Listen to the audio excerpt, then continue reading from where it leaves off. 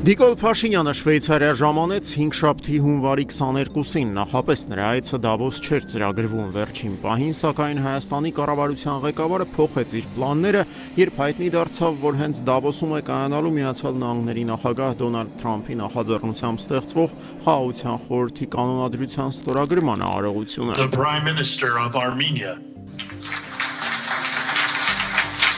Երբ Նիկոլ Փաշինյանը ժամանեց Դավոս, այստեղ էր արդեն Հայաստանի ֆորմալ ղեկավարը նախագահ Վահագն Խաչատուրյանը։ Դավոս 2026-ը թերևս այն եզակի դեպքերից էր, երբ իշխանական գրեթե որևէ իրական լիազորությամբ չօժտված նախագահին այնուամենայնիվ հաջողվեց ստվերում թողնել Նիկոլ Փաշինյանին։ Հունվարի 21-ին Դավոսում կազմակերպված պանելային քննարկումներից մեկի ժամանակ, որին մասնակցում էր նաև Իլհամ Ալիևը, Հայաստանի նախագահը երախտագիտության խոսքեր ուղղեց 2020 թվականի պատերազմը հրահրած եւ Հայաստանի սահմանին գտնվող գրեթե բոլոր ռազմավարական բարձունքներն օկուպացնելու հրամանարձակած մարդուն։ Ես ուզում եմ նաեւ շնորհակալություն հայտնել Ադրբեջանի ղեկավարությանը պարոն Ալիևին, ինչպես նաեւ ես իրավունք ունեմ շնորհակալություն հայտնել նաեւ մեր վարչապետին, որովհետեւ երկրի մեր ղեկավարը վարչապետն է, այն քաղաքական կամքի համար, որ դրսևորվել է, եւ դա նպատակը մեկն է եղել, գիտեք, հիմա արդեն տեսանելի է, նպատակը միայն խաղաղությունն է եղել։ Ոչ թե իշխանության, կներեք, որ ես այդպես եմ մեկնաբանում, պարոն Ալիև, մնալն է խնդիրը եղել, այլ խաղաղ ապրելը։ Հետաքրքիր զուգադիպությամբ նախագահ Խաչատուրյանի այս հայտարարությունից 48 ժամ չանցած հայտնի դարձավ Արցախի վերջնական հայաթափման մասին, Ստեփանակերտում մնացած հատուկենտ հայերի Ղարաբաղը լքելու մասին տեղեկացրեց սոցիալ-նախարար Արսեն Թորոսյանը։ Սիրելի հայրենակիցներ, տեղեկացնում եմ, որ Ադրբեջանի Հանրապետությունում Ղարաբաղում մինչ այժմ բնակվող 10 հայեր եւ ազգությամբ ռուս 1 ՀՀ քաղաքացի դիմել են Ադրբեջանի եւ Հայաստանի պատկան մարմիններին Հայաստանի Հանրապետություն տեղափոխվելու խնդրանքով։ Դիմումների հիման վրա նշված անձինք տեղափոխվել են Հայաստանի Հանրապետություն։ Պարոն Թորոսյան, դուք ճիշտ հարց եք տալիս։ Այս շաբաթ կայացած կառավարության նիստը Փաշինյանի Դավոսյան այցի պատճառով վարում էր փոխվարչապետ Մհեր Գրիգորյանը։ Նիստի ընթացքում կայացված գլխավոր որոշումը վերաբերում էր Զվարթնոց օդանավակայանին, որի կոնցեսիոն կառավարման ժամկետը երկարաձգվեց մինչև 2067 թվական։ Եվ երկրորդ տերմինալի կառուցման սեղմ ժամկետները պիտի պայմանավորվենք, որպեսզի արագ այդ հարցը լուծենք, հակառակ դեպքում եւ օդանավերի համար եւ ուղևորափոխադրումների համար արդեն ունենք խնդիրներ։ Եվ եթե Հայաստանի գլխավոր օդային դարպասը դեռ 41 տարի լինելու է արգենտինացիների ձեռքում, ապա հայաստանյան երբեմնի երկու խոշորագույն ձեռնարկությունները Մարս գործարանն ու Մերգելյանի ինստիտուտն այս շաբաթ պաշտոնապես հանձնվեցին ռուսական Citronics ընկերությանը։ Ռուսաստանից եկող հիբրիդային հարձակումների մասին անդադար զգուշացնող եւ նախկիններին քննադատող իշխանությունները որևէ խնդիր չտեսան, երբ այս ձեռնարկությունները փոխանցվեցին Եվրամիության եւ Միացյալ Նահանգների պատժամիջոցների տակ գտնվող ռուսական ընկերությանը, որի սեփականատերն ի դեպ Ռոբերտ Քոչարյանի երկարամյա գործընկերն էր։ Հայաստանի իրավաբանական անձանց էլեկտրոնային ռեգիստրում փոփոխություն իրականացվել է 3 օր առաջ, իսկ 2 օր առաջ վարչապետ Փաշինյանն էր ընդունել ընկերության սեփականատեր ռուս միլիարդատեր Վլադիմիր Եվտուշենկովին, ով երկրորդ նախագահ Ռոբերտ Քոչարյանի հետ համագործակցած Սիստեմա ընկերությունների խմբի խոշոր բաժնետերերից է։ Ավելի քան 10 տարի այս խմբի տնօրենների խորհրդի անդամ էր երկրորդ նախագահ Ռոբերտ Քոչարյանը։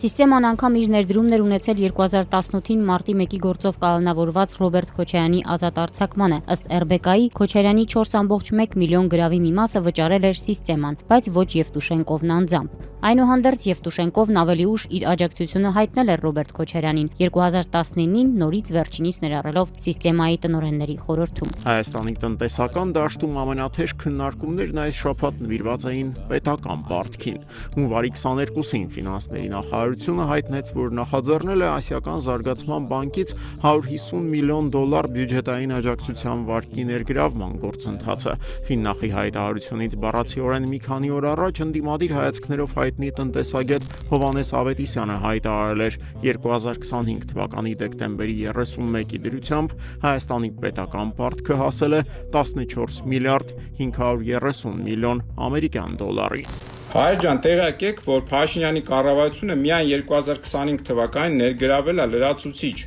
մոտավորապես 2 միլիարդ 800 միլիոն ԱՄՆ դոլար պարտք, 2 միլիարդ 800 միլիոն դոլար մոտավոր այսքան թիվ են ներգրավել։ Այս թվից մի ահռելի մասը մոտ 92%։ պարտքի հին մարում են արել եւ տոկոսավճար են վճարել։ Պատկերացրեք, չեն ճահռելիքի վտակը մնացել է մոտ 230 միլիոն ԱՄՆ դոլար։ Այդքանն են տնտեսության մեջ դրել, այսինքն այդքանն են կարողացել ուրիշ ծախսեր անեն, չգիտեմ, ճանապարհ սարքել կամ ինչ-որ մի բան։ Ֆինանսների նախարար Վահե Հովհաննիսյանն այս տվյալները չհերքեց։ Այո, պարտքը աճում է եւ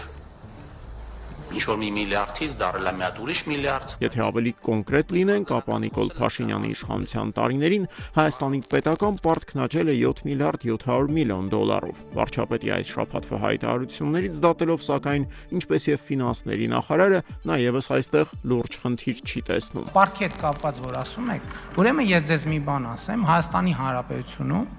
53000 ընտանիք ձեռքաբերել հիպոթեկային վարկով բնակարան։ Բոլոր այդ ընտանիքների պարտքը տասնապատկվել է, բայց դրա արդյունքում այդ ընտանիքների բարեկեցությունը ոչ թե նվազել է, այլ աճել է։ Եվ եթե հիպոթեկային վարկը մարելուց հետո շարքային Հայաստանցում մնում է բնակարանը, ինչ է մնալու Հայաստանի Հանրապետությանը միլիարդավոր դոլարների վարկեր վերցնելուց հետո։ Ենթակառուցվածքային ծրագրերի խիստ համեստ ծավալների մասին այս շաբաթ Civilnet-ի եթերում խոսում էր տնտեսական թեմաներ լուսաբանող ամենահեղինակավոր հայաստանյան լրատվամիջոցներից մեկի Arminfo-ի գլխավոր խմբագիր Էմանուիլ Մկրտչյանը։ Նրա բնորոշմամբ ենթակառուցվածքների ստեղծման գործում տապալումների ամենավառ օրինակը ջրամբարների կառուցումն է։ Ծրագրված 8-ի փոխարեն հաջողվել է կառուցել միայն մեկը։ За 15 лет мы выдали одно водохранилище. Ведийское, все. Վեդին եւ հարակից շրջանները այս շաբաթ էլ շարունակում էին մնալ Նիկոլ Փաշինյանի եւ հայ առաքելական եկեղեցու հակամարտության գլխավոր թատերաբեմը։ Շաբաթասկզբին հայտնի դարձավ, որ տեղական իշխանությունները փորձում են ճնշում գործադրել Մասյացոտնի թեմի քահանաների նկատմամբ, որպեսզի նրանք միանան Փաշինյանի նախաձեռնած եկեղեցու այսպես կոչված բարենորոգման շարժմանը։ Թեմի 24 քահանաներից 19-ը սակայն այս շաբաթվա դրությամբ հավատարիմ էին նորանշանակ առաջնորդին Ռուբեն Վարդապետ Զարգարյանին։ Ամենադրամատիկ իրադարձությունները ծավալվել էին Ոսկետապ գյուղում։ Այստեղի քահանան սկզբում միացել էր բարենորոգիչներին, մի քանի ժամ անց որոշել վերադառնալ կանոնական դաշտ։ Ես տանջվում էի, չէի մտածում։ Մի ամբողջ գիշեր։ Մի երեկո ու մի գիշեր տևեց Ոսկետափի եկեղեցու հոգևոր հովիվ Տեր Արտաշեսի միացումը Փաշինյանի ու 10 եպիսկոպոսների նախաձեռնած եկեղեցու բարենորոգման ծրագրին։ Ես այսպես մտածեցի, եթե իրենք ճշմարիտ են, եթե ես ճշմարտության ճանապարհն էի բռնել, առաջի հայտարարությամբ, ուրեմն ճշմարտությունը ինձ պիտի խաղաղություն եւ հանգստություն բերեր։ Ես խաղաղ չէի։ Ոսկետափում շատեր տեղյակ չէին, որ իրենց քահանան կարճ ժամանակով միացել, ապա հրաժարվել է բարենորոգման օրակարգից։ Ասացին լավ քահանա է, բայց երկիրը փոթորկած ու թիվ 1 խնդիր դարձած թեմայի, կաթողիկոսի հեռացման հետ կապված հարցեր ունեն։ Ինքը որ չի կարա այդ բանին անի, ասենք այդ կաթողիկոսը չի կարա գործից անի, ինչ էլ ուզում անի, ինքը չի կարա։ Ինքը իրավասություն չունի, չէ խառնում։ Ինչը բարենորոգեն կներեք, իլ թող մի հատ իրանք բարենորոգվեն, նոր մեր եկեղեցուն կպնեն, կներեք։ Եթե դա իսկապես բարենորոգում լիներ, ուրեմն դրա հենց սկզբից չէր լինի այսքան պառակտումներ, բաժանումներ, այլ սիրով բոլորը կհավաքվեին ու կանեին իսկապես բարենորոգումներ։ Նիկոլ Փաշինյանին միացած հոգևորականներն այս շաբաթ Գարեգին II-ին քննադատում էին նաև հայ առաքելական եկեղեցու եպիսկոպոսատ ժողովն Ավստրիայում անցկացնելու որոշման համար, այն որ ժողովը կազմակերպվելու է Հայաստանի սահմաններից դուրս, Մայրաթոռը հայտարարեց հունվարի 19-ին, իսկ հնչող քննադատություններին եկեղեցին հակադարձում էր ոչ վաղ անցյալի պատմական նախադեպերով։ Եվ այնպես է չի, որ հայ եկեղեցում Էջմիածնից դուրս